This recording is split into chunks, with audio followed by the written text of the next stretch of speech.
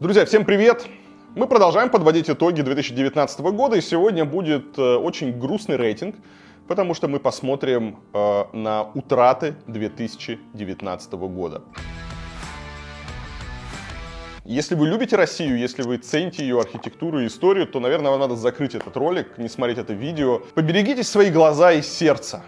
Или хотя бы, не знаю, примите успокоительное, заварите себе чаек с ромашкой. Потому что весь год вредители, варвары и мудаки старательно и с наслаждением уничтожали все, что нам дорого. Я сегодня собрал лишь самые яркие примеры архитектурного погрома, который начался в нашей стране 25 лет назад и с тех пор не прекращается. К сожалению, каждый год, в конце года мы подводим очень печальные итоги утрат здания, которые снесли, были снесены, здания которых мы лишились. Начать хотелось бы с Москвы. Это чаеразвесочная фабрика «Вагао». В октябре 2019 года, не дожидаясь решения суда, снесли здание чаеразвесочной фабрики. Она находилась на Золоторожском валу. Вот такое было здание. Вот, к сожалению, оно уничтожено. Несмотря на то, что это великолепный образец промышленной архитектуры конца 19-го, начала 20 века, активисты не успели добиться того, чтобы его признали объектом культурного наследия. Все дело в том, что здесь расширяли очередную площадку под реновацию, и это далеко не первый случай, когда под снос идут не хрущевки, а исторические здания. Интересно, что здесь собираются построить. Этот объект находился в 25 метрах от третьего транспортного кольца, и я не знаю, можно было его реконструировать, сделать там офисный центр, какие-то галереи, еще что-то. Зачем сносить историческое здание, которое является частью города, создает какую-то атмосферу в районе? Вот так здание, кстати, выглядело в 1931 году. Ну, сейчас, к сожалению, его снесли. Переместимся в Белгород. В Белгороде снесли мозаику на стене спортшколы номер 2. Вот так вот она выглядела. Произошло это в начале лета. Тогда отправили под снос здание детско-юношеской спортивной школы номер 2. На ее месте хотят построить волейбольную арену Белогорья, которая может принять матчи чемпионата мира 2022 года.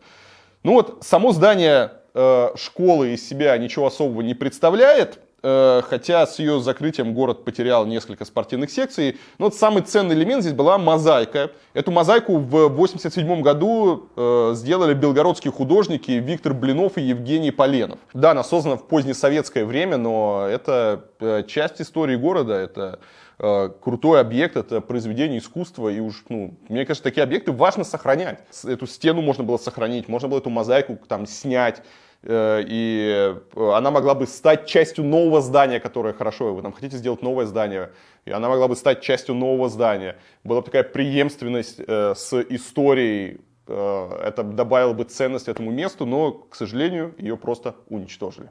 Школа-сказка, Малаховка, Московская область. В Подмосковье жертвой архитектурного погрома также стала школа, только деревянная. Здание 2010 года постройки, оно обладало признаками культурного наследия, снесли его в июне 2019 года под предлогом строительства новой школы.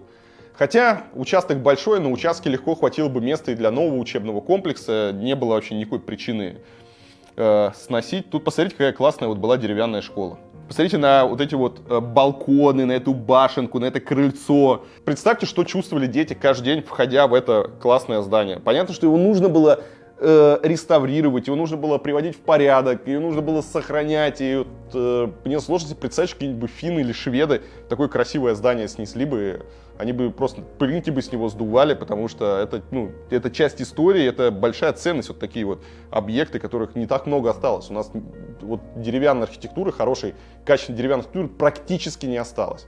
И когда исчезают такие здания, общественные деревянные здания, которые могли еще служить, у которых был потенциал, становится очень грустно. А вот теперь посмотрите, что на этом месте хотят построить. Вот построят бетонную коробку с убогими такими детскими площадками и все.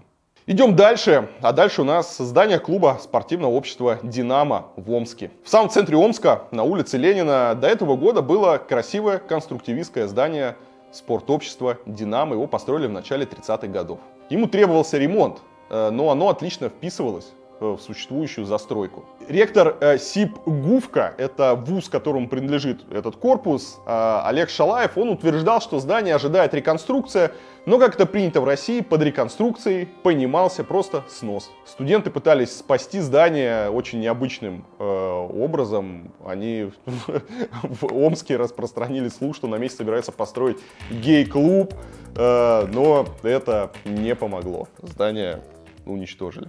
В Ростовской области, в городе Сальск, снесли вокзал.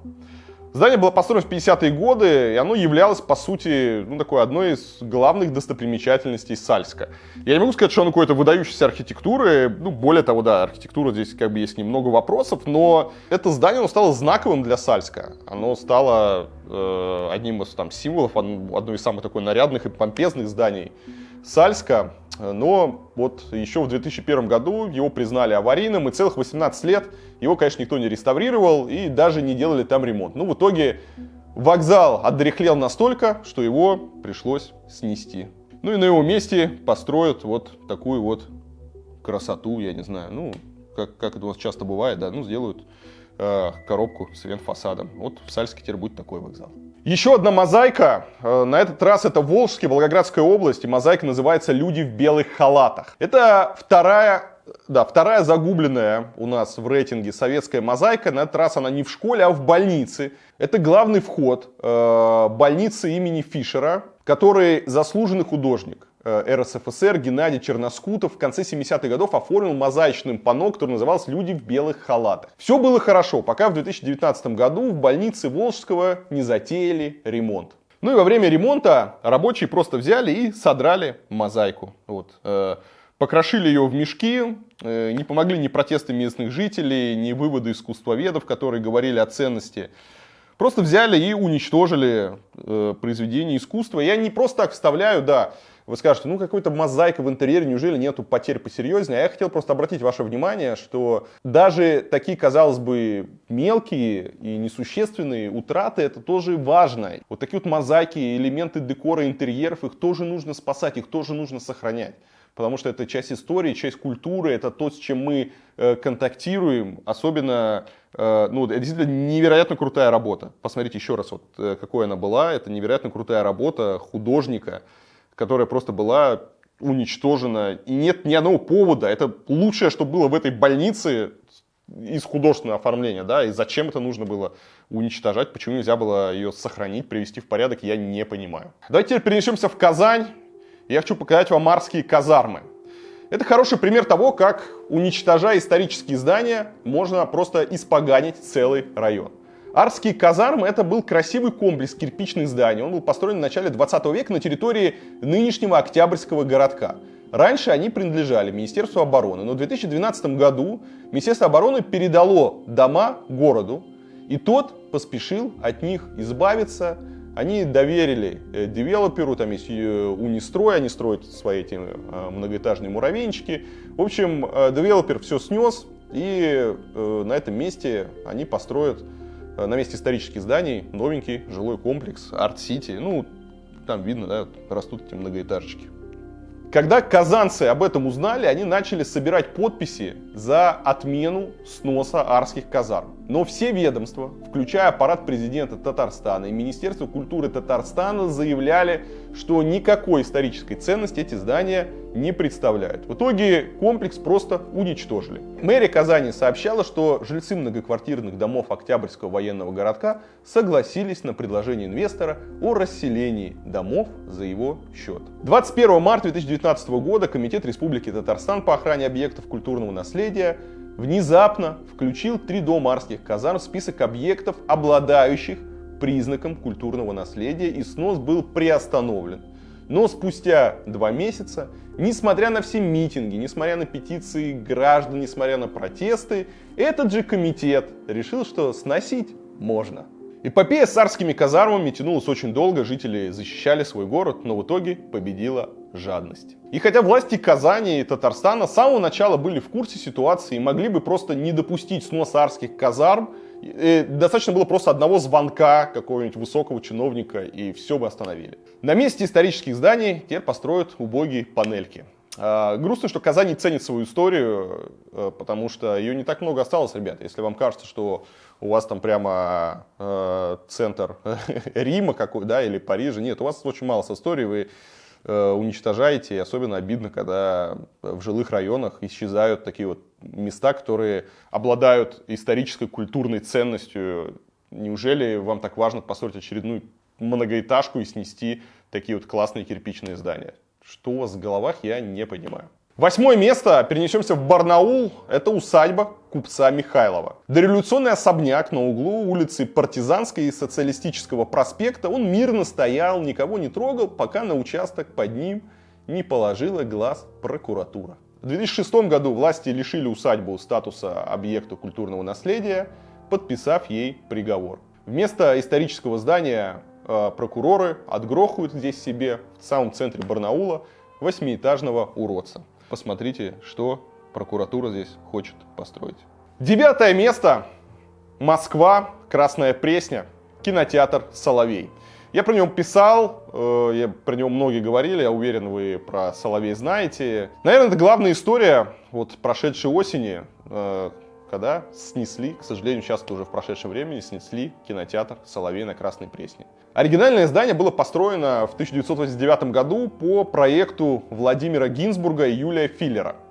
При Лужкове сразу здание оно попало в лапы лихих 90-х, и при Лужкове его обшили венфасадом, просто угробили всю архитектуру, вот видите, навесили там какие-то вот эти пестрые там эту вот оберточку, и, конечно, оно выглядело просто ужасно. Но, еще раз, оригинальное здание, оно было вполне симпатичным. Вот можно посмотреть, как оно выглядело в 1989 году.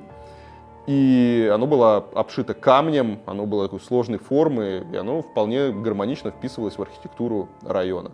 Год назад московские власти утвердили снос этого кинотеатра, чтобы на его месте построить какое-то непонятное, устаревшее многоэтажное говно. Если честно, я вначале даже не поверил, что такое возможно, да и сейчас мне кажется, что это просто кто-то так шутит. Но как вообще можно в центре Москвы строить какой-то бездарный жилой комплекс, какие даже в 90-е годы строили просто на окраине Москвы? Это же просто какой-то смердящий выкидыш лужковской архитектурной школы. Помните вот эти первые робкие попытки сделать так называемые элитки для выживших в 90-е годы бандитов? Вот это вот просто типичный образец этой бездарной, очень слабой архитектуры. Если Соловей снесли именно ради этого ужаса, то Москве будет нанесен огромный урон. Я не понимаю, как вообще люди могут настолько не уважать место, его историю, чтобы предлагать какие-то подобные проекты. Ну и закончить наш сегодняшний печальный рейтинг я хотел бы шахматным домом в Нижнем Новгороде. Нижний Новгород — это один из немногих крупных городов, наряду, пожалуй, с Петербургом и Ростовом-на-Дону, которому невероятно повезло с историческим наследием. И тем обиднее, что наследие это разбазаривается и попросту уничтожается. В полукилометре от Нижегородского Кремля из здания мэрии Нижнего Новгорода стояло модерновое здание 1907 года постройки. Да, у него было много названий. Шахматный дом, дом с Авгурами, дом с подковой, игорный дом Троицкого. И много лет историческим зданием никто не занимался. Потом его выкупил местный бизнесмен, который продолжил уничтожение. Весной 2019 года власти было спохватились, но затем решили добить уникальный дом. В апреле начались так называемые реставрационные работы, под которым, опять же, понимался просто снос этого дома. Авгуров сняли и куда-то увезли, а здание просто разгромили ковшом и вывезли обломки стен на КАМАЗах. Из-за распиздяйства городских и областных властей Нижний Новгород лишился одного из своих символов. Теперь на его месте в лучшем случае построят какой-нибудь уродливый новодел. Ну что, друзья, это был очень грустный рейтинг. 10 потерь 2019 года. Очень хочется через год, в 2020, не делать такого рейтинга, не найти на него материал, но я прекрасно понимаю, что ситуация так быстро не изменится, и что при молчаливом согласии, при нашем равнодушии будут продолжать уничтожать историческое наследие, уничтожать наши города. Я прошу вас в 2020 году не быть равнодушными, внимательно следить за тем, что происходит в вашем городе, помогать городским активистам отбивать вот такое вот вредительство и варварство, потому что только от нас зависит, как будут выглядеть города, что достанется нашим детям, что про нас будут говорить наши потомки. Мне кажется очень важным сохранять нашу историю и культуру. Спасибо, что смотрели. Увидимся завтра в новом видео.